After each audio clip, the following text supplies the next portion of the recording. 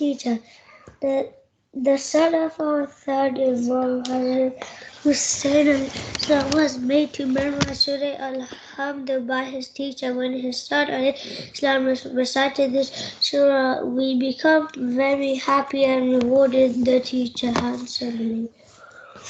When some people express surprise over such a big reward for only memorizing one surah, he Islam said, "The prize which I have given to the teacher is nothing in view of the task he has accomplished, because whatever I have given will finish one day, but whatever he has given to my child is everlasting." This event shows that how exalted is the position of a teacher is the eyes of Imam al-Islam.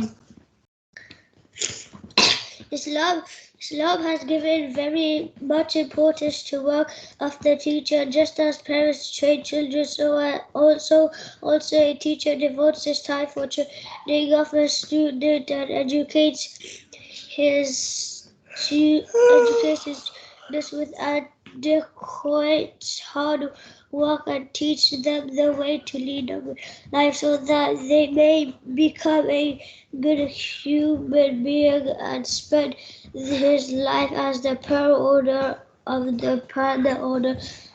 Allah. When a teacher works so hard for a student, then the student must also pay back in the way Islam has shown. Hazrat Ali alayhi salam says, the right of a teacher is that unless he does not ask anything, the student must not lie. He must respect the teacher in his presence or absence.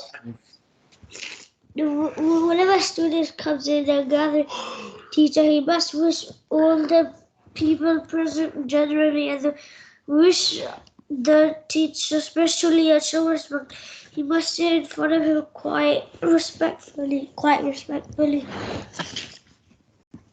Hazrat Imam said, 4 tips and you should follow. Okay. Hazrat Imam said